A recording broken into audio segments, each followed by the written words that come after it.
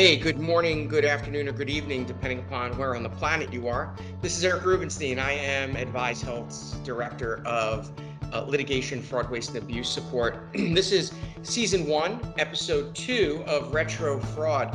And I'm here today with a good friend of mine, another former retired OIG agent, Wade McFaul. Wade was a special agent in our LA field office around the same time that I was. Then got promoted to assistant special agent in charge in that same office, which meant that he went from investigating fraud, waste, abuse cases, criminal, civil, and administrative, over to supervising a squad or a group of agents that were involved in the day-to-day. As part of Wade's responsibilities, he supervised agents working the cases, interacted with a bunch of the prosecutors' offices that were out there, also as well as myself doing protection and security details. Wade got to travel the world a little bit as part of being on the secretary's sort of extended protection detail. Wade retired and then went into doing some work for the iMedic, which is one of the contractors for CMS that does benefit integrity. Retired from there and does a lot of work with us here at Advize. He's currently titled as our Director of Special Projects and Operations and helps us with process management and things on some of the SIU work that I do. So I want to introduce Wade. Wade, did I miss anything? You got it. All right, very good. So Wade and I were talking yesterday about how we're going to do this presentation, this discussion today, and the case that Wade's going to talk about is something that involves organized crime from the perspective of check diversion and really the heart of where the finances of the Medicare program frauds are, which is it's ultimately getting that money. So Wade, I'm going to turn it over to you, and then we'll have a little bit of a back and forth about it. But why don't you give us sort of an overview of what the issue was that you guys were looking at? Okay. So we were contacted by ICE, Immigration and Customs Enforcement, when they came across a situation involving Medicare that they were kind of unfamiliar with. So what happened was they had an informant who was working with their agents on a number of things unrelated to Medicare, but he came across some people who brought him a batch of checks, and it was a dozen or so checks totaling $50,000 or $60,000. And they knew that he had somebody in the banking industry that he was working with, and they basically needed him to launder these checks. And the ICE agents weren't really sure what was going on with this, so we looked into it, and the checks were Medicare checks that were cut to various physicians, some of them who were on our radar because they were billing for beneficiaries who were on patient lists. So they were basically capped beneficiaries or beneficiaries who we knew they were on a list because they were overutilized and they, in most likeliness, were taking money for going to clinics for services that they didn't need. They were basically getting paid to go to a doctor, and they would get things like orthotics and stuff they didn't need, but Medicare was paid for them. So a lot of the doctors were on our radar, and there were some that were new to us and we didn't know about, but at any rate, we knew these checks were likely for fraudulent claims. So we started working with them and with their CI, their confidential informant. And basically we laundered the checks. We cashed them and returned the money to the bad guys in some cases. In some cases we would note the checks, like take photocopies and return them to them and say we couldn't do it, just so that we would see how they would do it if not for us. They had other avenues that they would launder the check. So if I just want to interrupt. So let's talk about a couple of things that you brought up. So the first thing you brought up is this concept of laundering. And so some of the people that are going to be listening to this podcast or watching this podcast are people who may not understand what the term laundering is or really what the process is. Can you explain what you mean by that? Sure. Well, the checks are, so let's say it's made out to you. The check is made to Eric's name, but Eric is not cashing it. So they need an avenue to turn this fraudulent check into cash, basically. And if I was to take a check in your name to the bank, I don't have your ID. I don't have, I'm not the account holder. I can't cash the check. So you need somebody really on the inside to do that. You need a bank employee or somebody who's going to bend the rules in order to turn that check into cash. So that's really a very stripped down version of laundering. Sure. But if it's a legitimate check, you don't need to launder it because you have an ID and you can go to your bank and you can deposit it or cash it. But if I have a check that's made out to you or Dr. whoever, I can't cash it because I don't have the means to do that. So I need a launderer to do that. So it's basically a manner of taking some illicit proceeds and moving that illicit proceeds into a form that then becomes usable, because the proceeds by themselves you wouldn't be able to do anything with, like, a check made out to me that you've stolen or or done something with. You can't do anything with it because it's my check. So you need somebody to help you with getting that check converted into currency, into cash. So laundering is essentially the process by which illicit funds are converted into a manner for appropriate to spend for use. The other term that you use, I want to talk a little about, is capper, which sometimes has a little bit of different definitions. So in the sort of the no fault world, the term capper is often used for the middleman, the person who, or the runner. Sometimes a capper or runner is sort of that middleman, and that's the person in like a no fault case that sets up the staged accident with the clinic, or sort of that middleman. And I think for your purposes, the capper in your instances are the beneficiaries that were involved with the fraud, taking the kickbacks, or is capper a similar definition?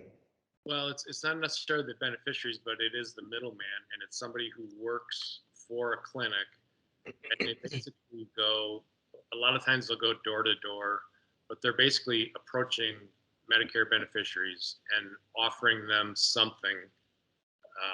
Usually cash, but sometimes it's just they can either give them $100, or they can say, look, if you go to this doctor, we'll take you to our doctor, and we'll either give you cash, or we'll take you, and in exchange for going, you'll get these orthotics, you'll get these knee braces, you'll get maybe an electric wheelchair, a back brace. A big scheme years ago was a thoracic, lumbar, sacral orthoses, body jackets.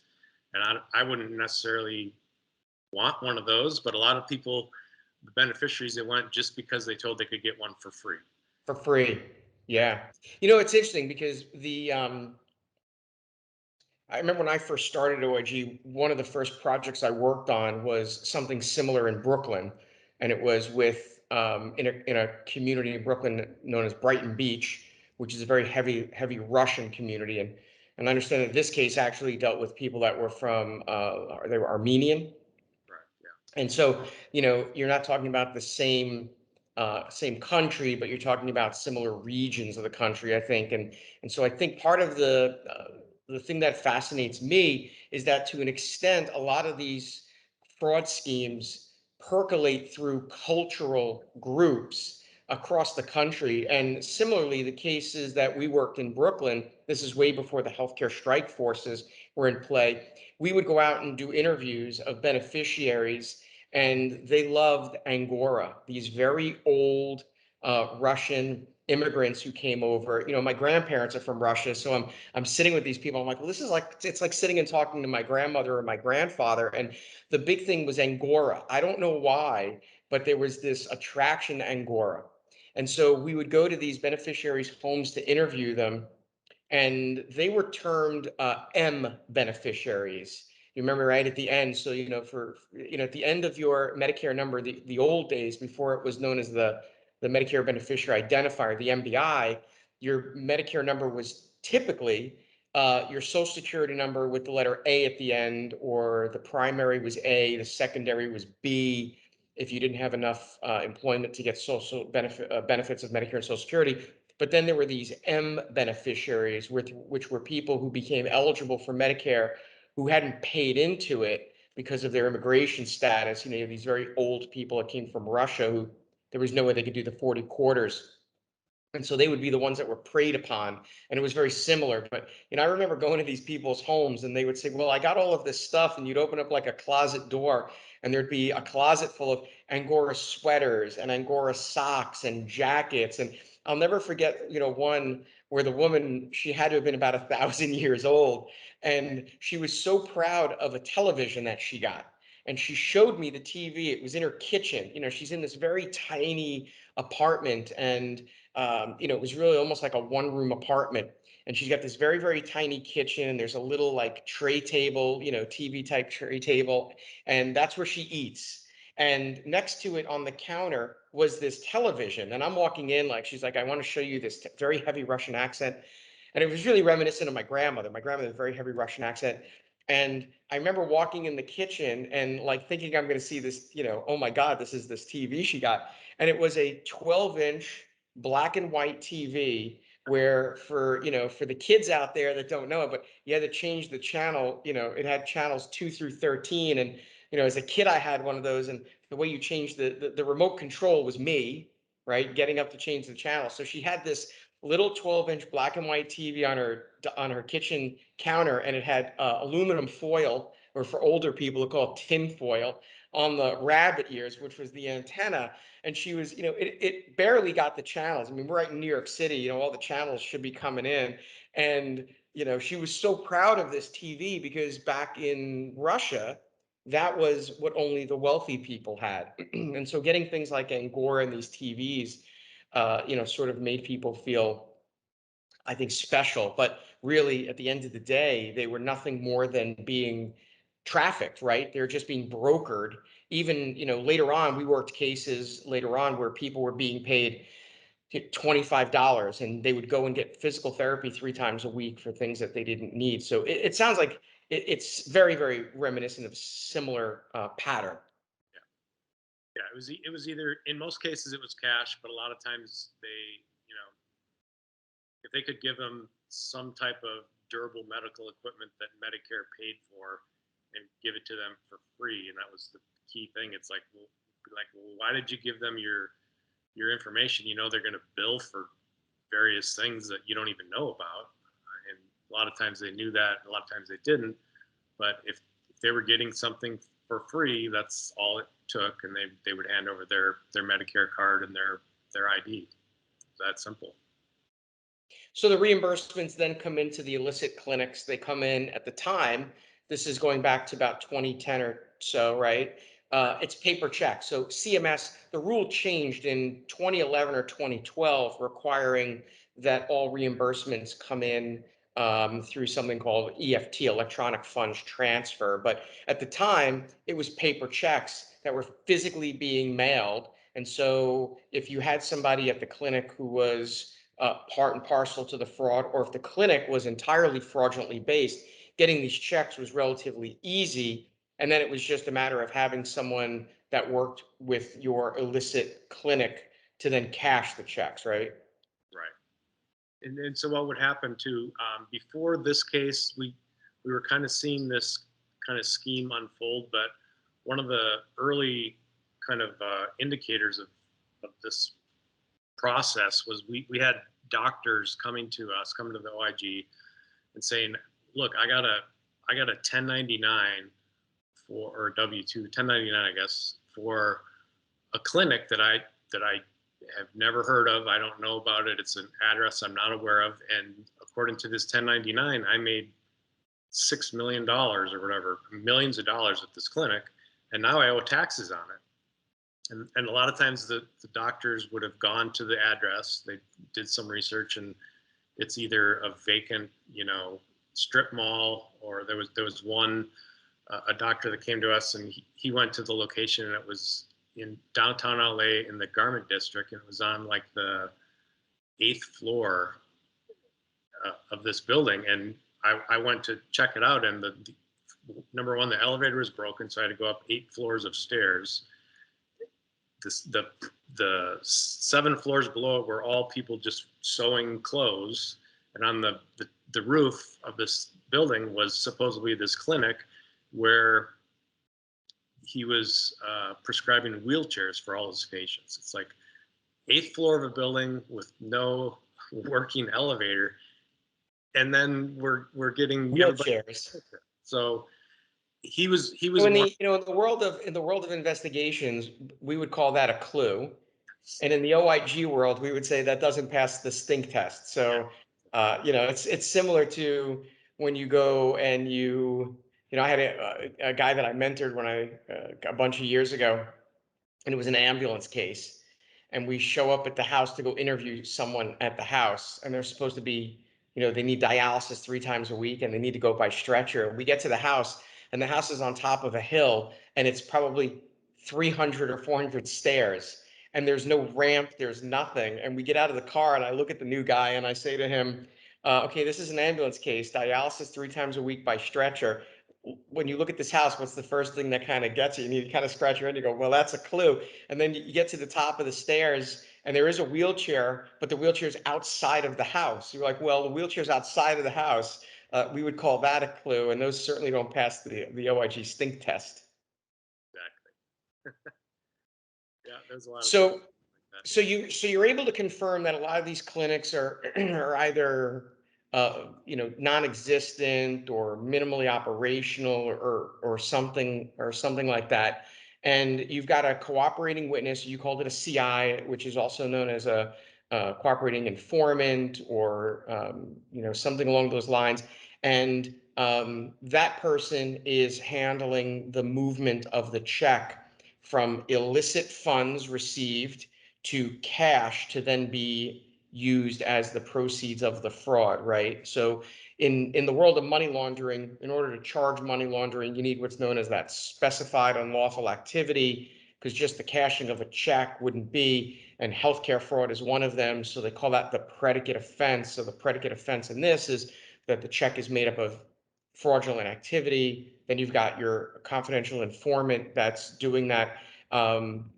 Were there any instances where you were able to, where the confidential informant, were there recordings, were there instances? I mean, this guy's not just grabbing checks and going depositing them, right? He needs to be able to have conversations to put a story behind the fraud.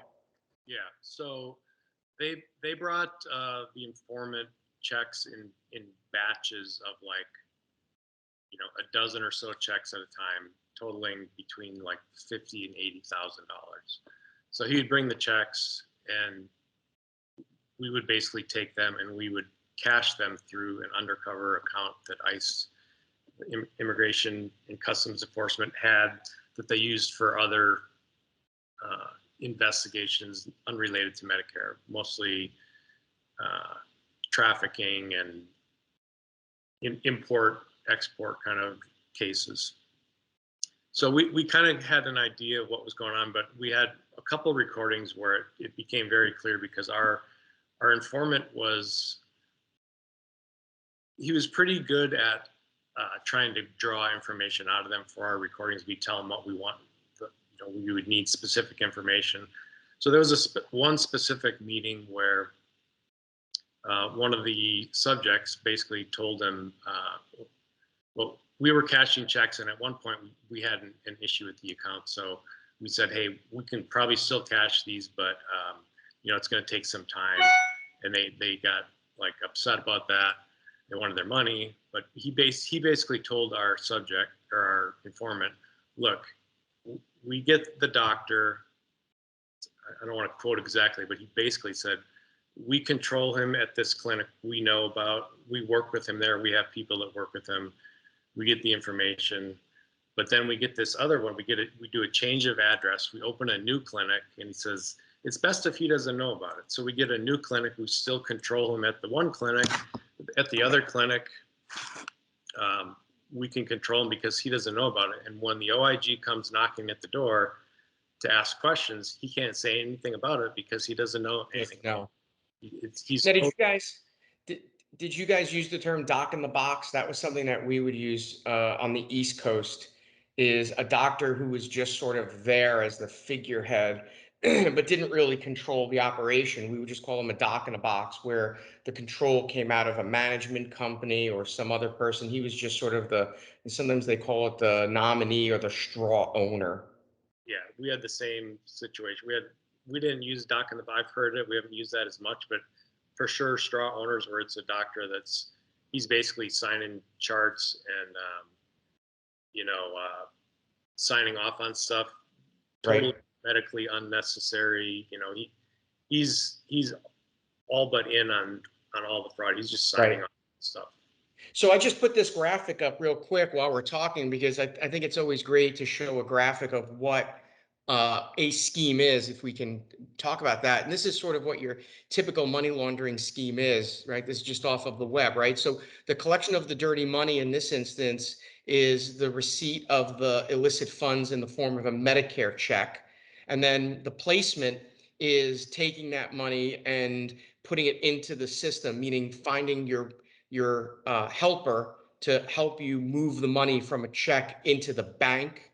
And then whether it be layering, meaning moving it around. In this case, it sounds like the layering piece wasn't really prevalent. They just, because they had somebody on the inside to move that money, but they did create some other accounts. So there was some limited layering of the funds. And then obviously then it pulling that money out and then, using it to buy things, because that's ultimately what these guys are looking to do. So this is what a typical scheme would look like. And it sounds like what you just described is really what the playbook of money laundering winds up being.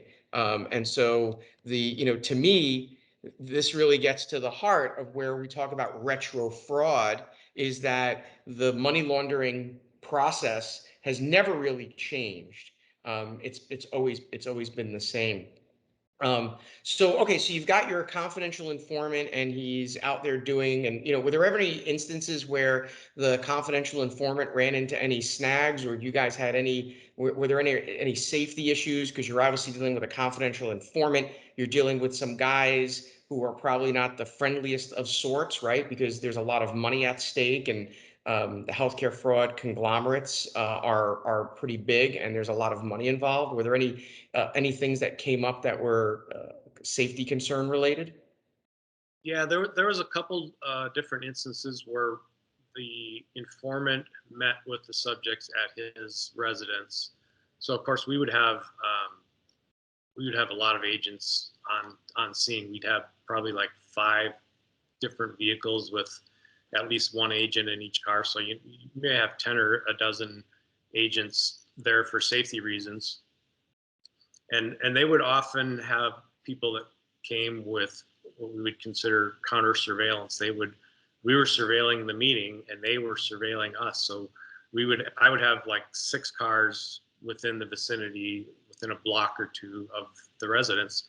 And they had people that came out and were shining flashlights in cars, parked cars, basically looking for us. So we would have to, duck down and keep mobile, keep moving, so they couldn't find us. But they definitely had counter surveillance. And in one incident where they did have counter surveillance, we had a situation where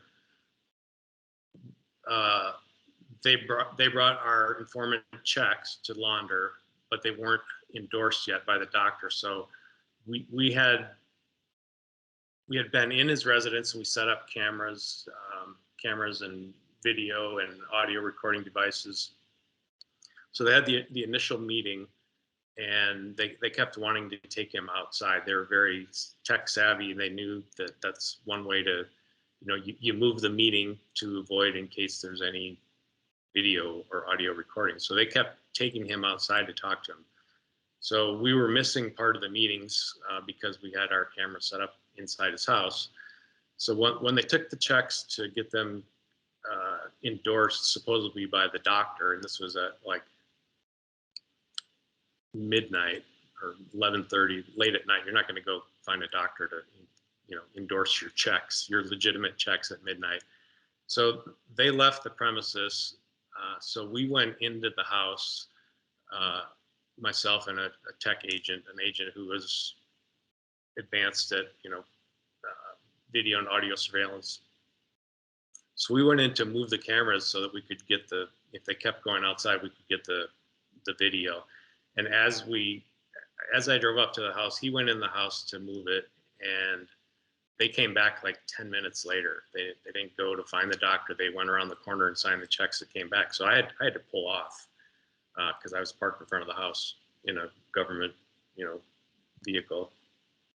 So my agent on the inside, I had him on the phone. I said, I got to pull off. They're coming back. You got to hide, basically get in a closet, or whatever. So he went in the closet, kept his phone open so I could have like a communication. I could hear what was going on. But he was in the house for maybe another hour or so, close to an hour. And there was no way around it. I mean, we knew that these guys were always armed. They had bulletproof vests. And so I'm like just outside the house, and I have an agent who's in the house with them, and he's obviously armed and very well trained. I didn't have concerns, I was hoping they wouldn't find him, but it was it got a little bit, hairy there for a while. And at any point when this all came to fruition and you were able to, arrest, I'm assuming arrests were made of the actors involved with the clinics. Did you guys get to do any search warrants of the residences or offices of the defendants in this case, the targets? We did, and it was mostly might have been it was generally homes, not offices, but we did search warrants when we did arrests, and we found lots of weapons. A lot of people sometimes, if they're not familiar with what the OIG does, they're like, why you guys, have these automatic weapons and vests and, Kevlar and all this stuff. You go into houses like this, and we have seized dozens. In this case alone, we probably seized, I don't know, 2 or 3 dozen weapons. And we're talking like between, handguns, concealable handguns to full-on military, M4, semi-automatic. I mean, they have all kinds of weapons all the time. And that's why we kind of have to go that route of being better safe than sorry. We go in on search warrants. We go in just like it's a drug raid. I mean, because you don't. In many cases, they're well armed, and I think OIG's been very fortunate. I don't think we've really had any injuries, like agents being shot or anything like that. But you go into these residences, and they're into all kinds of stuff. So it's very important. Yeah. That's true, and I'll tell you, I'm very prolific on LinkedIn. I do a lot of posts. I'm obviously a very big supporter of the OIG. It was my home for a very long time. It gave me a livelihood for a long time. And oftentimes when you see articles published online, there's always a picture of a news article. There'll be a picture, and oftentimes those pictures are pictures of OIG agents getting ready to execute a search warrant or an arrest warrant. It's some sort of stock. A number of years ago, you remember on CNBC, there was a 1-hour documentary done called The Healthcare Hustle. It focused on actually my region, Region 2. It was predominantly in Puerto Rico and in Brooklyn.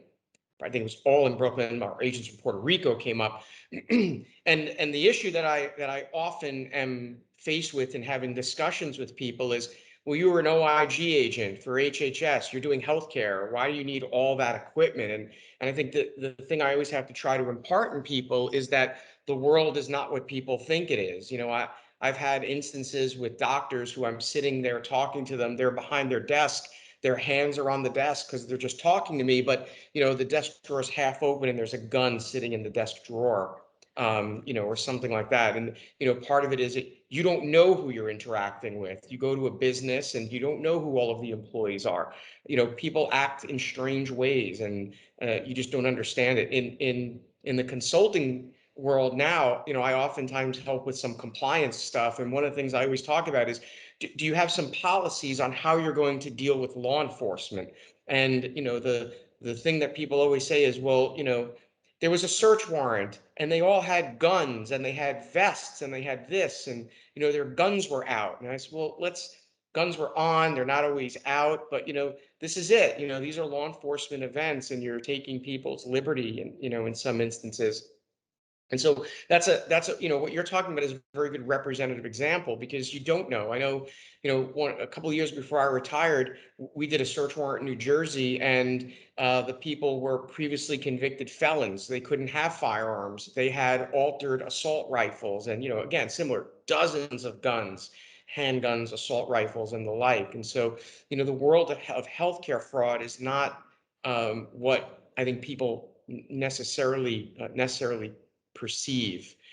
So how many at the end, how many defendants in that case, if you remember, how many wound up getting prosecuted? I think there was seven defendants all together, and it was interesting too because I interviewed a couple of them. One of them specifically, I remember when we arrested him, we did a payoff. We paid, I think it was $5,000 in checks that we laundered. We gave him $75,000 in cash. We obviously photocopied all the bills, so we had the serial numbers, that type of thing, and then we put it in a FedEx box, and we did it's kind of cool. We did like a invisible marker that you could only see if you shined a black light on it. Mm-hmm. We paid him with this box of cash, and then we had the sheriff's department basically follow them and wait for PC to pull him over. And he did a illegal lane change. They pulled him over.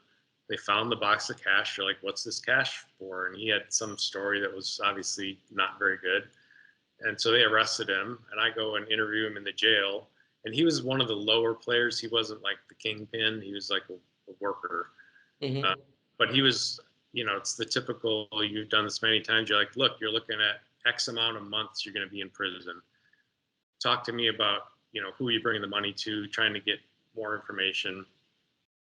And he was not having it. He didn't give us anything. He's like, I'm going away for whatever you're going to put me away for. He wouldn't talk, wouldn't give us information. So it was interesting that, you try and work your way up the hill, go to who you're working for, get to the top of the chain of command there. He wasn't having it. He went away for, I think, 3 years or something. We never get as many months as we want on these cases. That's true. Depending on what you're going to charge, we try to charge money laundering or identity theft gives you a little bit bigger of a hammer. Some Right. of it ended up for another whole podcast worth of reasons, but a lot of it was just a 1347 healthcare fraud scheme, Mm-hmm. as opposed to money laundering, which carries a bigger hammer. But Right. to go back to your question, there was about 7 or 8, I think it was 7 defendants that were ultimately charged, and all did varying amounts of time. And how much money? There was, as far as restitution, there was none. Well, so there's always a difference, but how much money did you guys calculate was the fraud, and then how much was restitution? Because those numbers are typically wildly different for the purposes of negotiating a resolution to the matter. Yeah, I think we came up with somewhere in the neighborhood of 20 some early 20 millions as far as the projected loss amount. The actual the number of or the total of the checks that we actually received was right around $7 million. And of that, some of it we processed and paid cash back. Some of it we just returned the checks so we could follow how they cash them. If not for us, there are other laundering opportunities. But it was in the $20 million range. And there's always going to be money that's never going to be accounted for, because you only know what you know. So what's interesting about what makes this a great retro fraud discussion is that there are some schemes going on now which have capitalized on the fact that the system is done through an EFT. So the crooks are getting a hold of the information needed to do essentially a change of address, but do it as a change of EFT. So the scheme is the same, right? So the fraud is still occurring, but instead of the money being put into an illicit paper check, it's just being done through an electronic funds transfer, a wire transfer from point A to point B. So the fraud schemes are, again, it's the same circus, but it's just different clowns. It's the same sort of fraud scheme. And, I think it's not like someone suddenly decided, hey, we need to change this up. They just modernize, right? So they say, here's the scheme. The scheme is we were doing this illicitly with checks, but now when you're not doing it with the checks, you no longer need that middleman, because you've created the bogus through the identity theft. You've created the bogus accounts. You've created the bogus method and means by which you can do it. And then it's just a matter of sending out these EFT forms, these change forms, and getting someone willing to bite at your apple. And then again, the identity theft thing becomes even more prevalent now, because now we're seeing healthcare conglomerates, insurance companies, payers, banks, everybody, these breaches, right? So identities are all out on the deep web. One of the impetuses, obviously, for the MBI was because the Medicare ID was a social security number, and it was nearly impossible. They had the list of the compromised Benny numbers, they used to call that.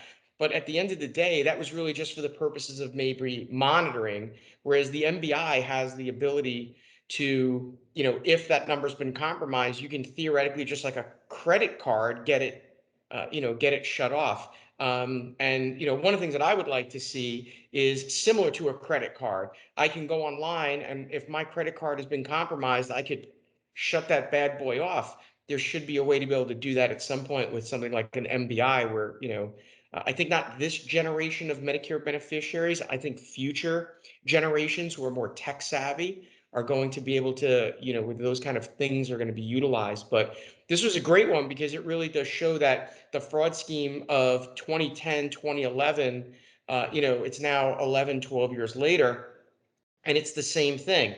It's the usurping of an MPI number for the purposes of fraudulent billing, or the doc in the box for fraudulent billing. It's moving from paper checks to electronic. It's the paying of beneficiaries in return for the use of their now MBI, formerly the HIC, the health insurance claim number. So it's sort of the same thing. I'm sure that we could probably talk about 20 years, because we were both there a long time. We could probably talk about 20 years worth of cases and still find today press releases that still talk about the fraud schemes in exactly the same manner. It's almost plug and play, right? I mean, unless there's a new code or something new, but the recycling of the fraud schemes is pretty much, a similar thing. And it's interesting you bring that up, because when we were working this case, we had a Title III, basically a wiretap, so we're listening to their conversations on their phones without them knowing. And a lot of conversations came up, although most of them had to be translated.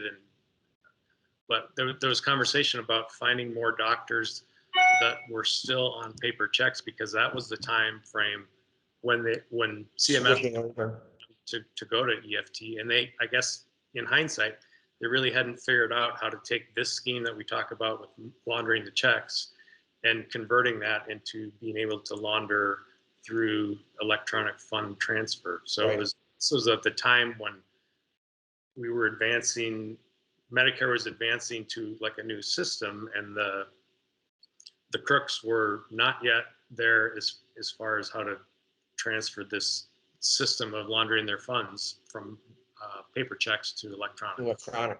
So it's interesting. You talked about, so Title III is the legal parlance for doing what's known as a wiretap, and a wiretap is essentially when you're listening in on communications in which none of the parties are consenting, right? So different state laws allow for different levels of consent. So, for example, when I'm in New Jersey is what they call a one-party consent state, which means if I want to record a conversation with you, I don't need to request permission from you to do that. If I'm sitting in New Jersey, I could just turn on my recording device and I could do it.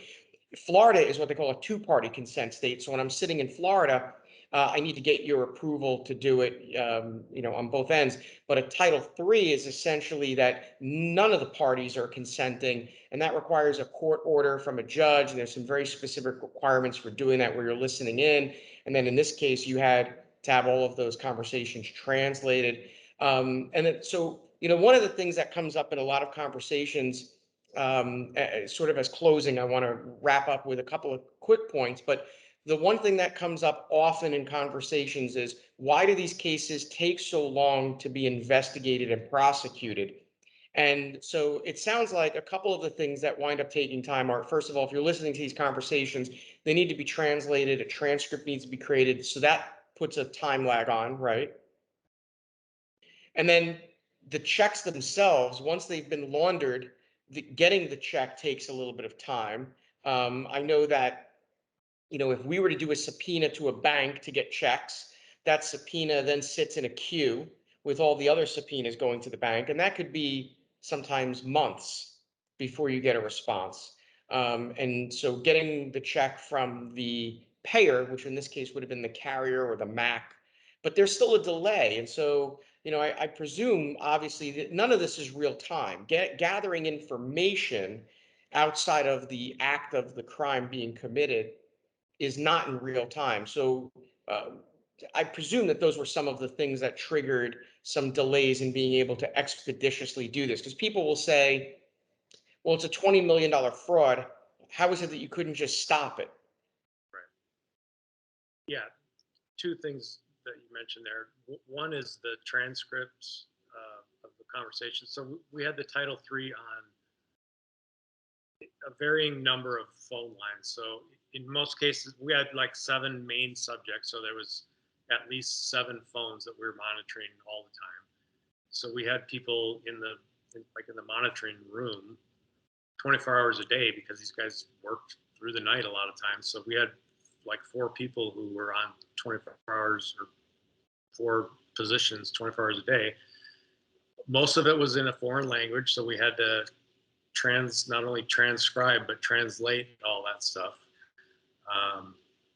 There's other rules, not to get too far in the weeds, but like if you're monitoring a conversation and they're talking about, my son's basketball game or something, and it's not related to the fraud, you have to, they call it minimize. So we have to stop listening for a specific time period. I think it was 2 minutes or something like that.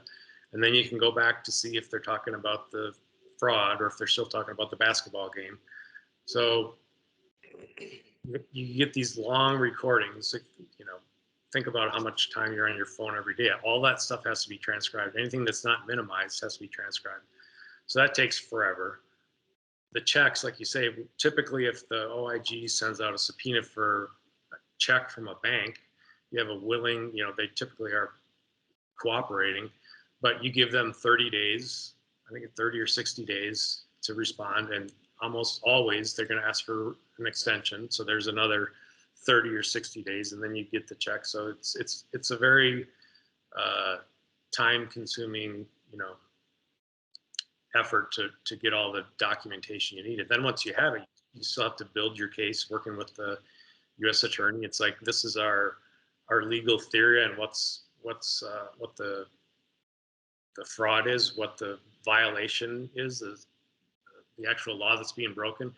And then you have to basically get, even if you don't think you're going to go to trial, you get trial ready. We have to prove this in front of a bunch of jurors. So these cases take 5, 6, 7, sometimes 8 or 10 years to work. Right. No, and I think that's an important point, because I think sometimes people who don't work in this space or didn't do this for a living sometimes are missing a piece of that puzzle, and it's good to always put that color in to get people to understand where some of those time lags are, and the fact that you can't stop the bleeding sometimes until you're ready to sever the limb, so to speak. Right. So look, this sounds like it was a great case. I think this really fits in well with the fact that this was an old fraud, but it really is just a recycling. It really is the playbook. Press releases that come out on good fraud prosecutions are always interesting to read, but at the same time, they also become the novel by which people looking to get into fraud can then say, oh, well, this worked for all of these years. Maybe if I just did it for, instead of 7 years, maybe if I did it for 5, I wouldn't get caught, or what have you. So, well, listen, Wade, we're going to wrap up. We're just about out of time. I want to thank you very much for spending some of the time and talking about this case. It really is an interesting one. All of them, we could probably do this. We have each 20 years worth of stories. We can probably go back and forth and tell tales of cases that occurred on different sides of the country, but we're all fairly reminiscent of each other, whether it be the fact pattern or or pieces of the scheme, whether it be the same cultural group or what have you. So I look forward to having you on again in the future. Thanks everybody for tuning in. Again, this is part of Advize Health's free podcast that we're doing. The content is all up on our Advize U. Feel free to surf around and check out some of the other retro fraud podcasts that I've done previously. And we look forward to hearing from you about suggestions for other ones that we might do in the future. Take care, everybody.